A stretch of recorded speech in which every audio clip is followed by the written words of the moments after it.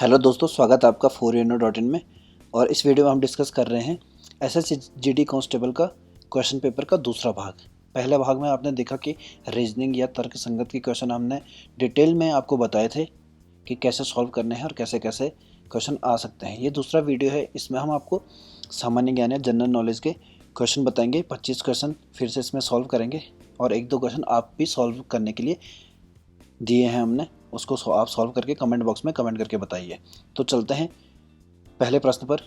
और जिसने सब्सक्राइब नहीं किया सब्सक्राइब ज़रूर कर लो, क्योंकि आगे भी हम आपके लिए वीडियो बनाएंगे, बहुत सारी इन्फॉर्मेशन देंगे, आप इससे अपडेटेड रहोगे और आपको रिटर्न एग्ज़ाम के लिए तैयार भी कराएंगे। तो हमारे साथ बने रहिए, उसके लिए सब्सक्राइब ज़रूर कर दीजिए और घंटी बटन ज़रूर दबा देना। चलिए पहले प्रश्न की बात करते हैं।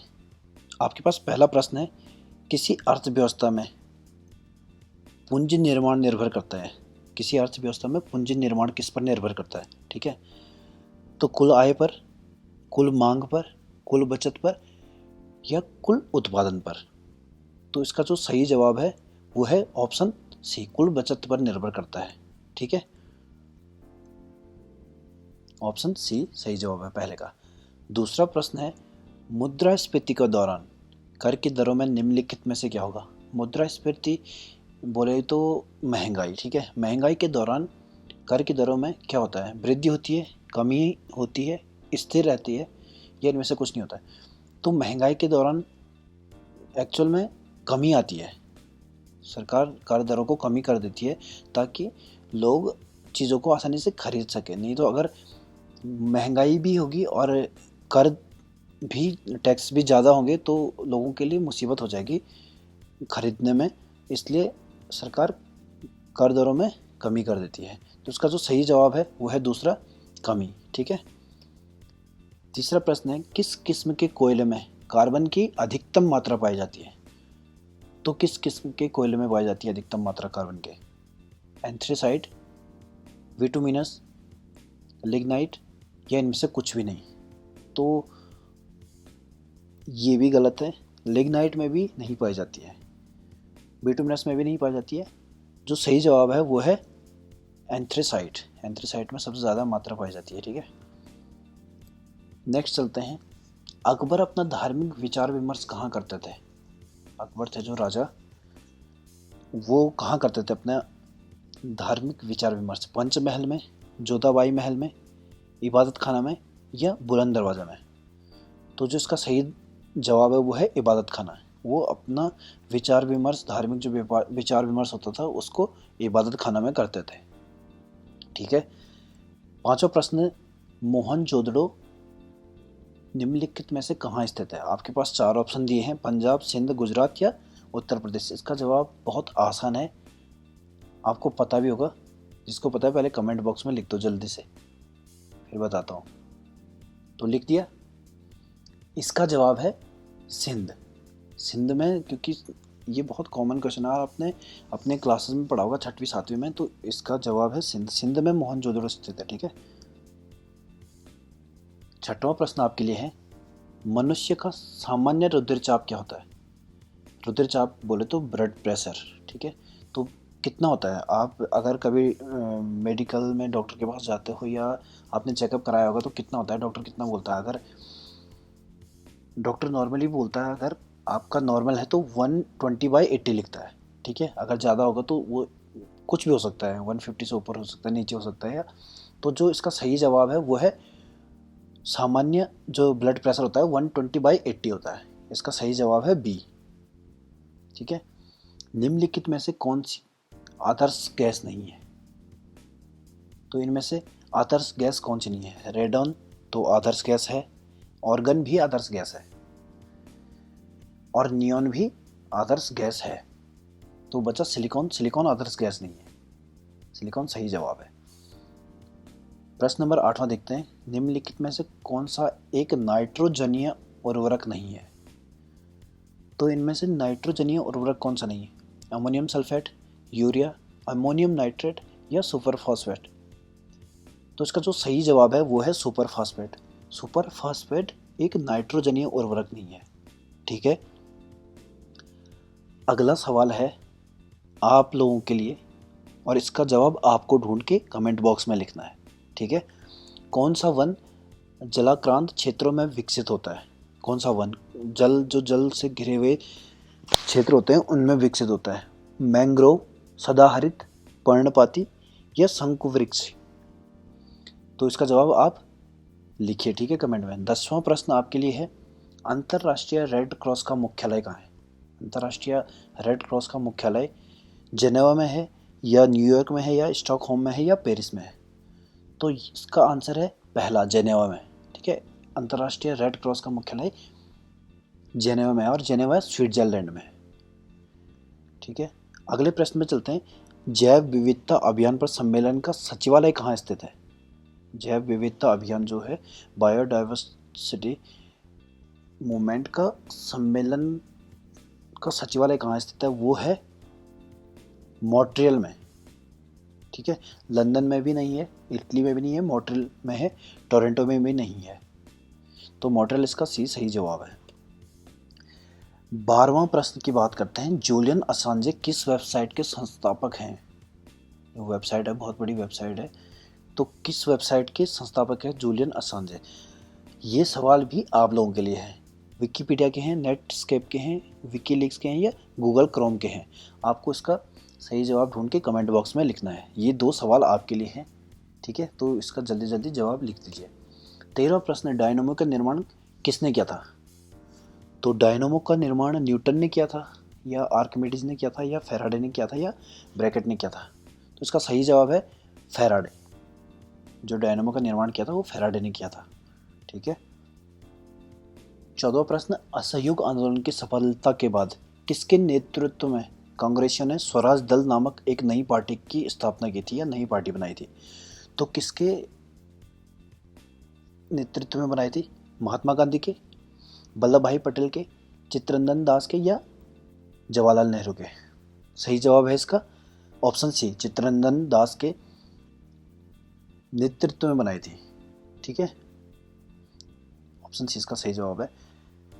15वां प्रश्न की बात करते हैं, ब्रिटिश संसद के लिए चुना जाने वाला पहला भारतीय कौन था?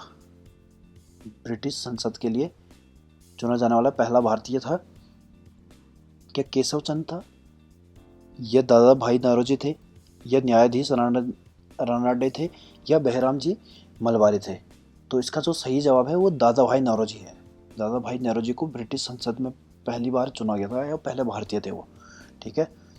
16वें प्रश्न की बात करते हैं, तो नेत्रदान में दाता की आंख का कौन सा हिस्सा उपयोग में लाया जाता है? जब कोई भी आंख डोनेट करता है या नेत्रदान करता है तो उस नेत्र का कौन सा हिस्सा प्रयोग में लाया जाता है?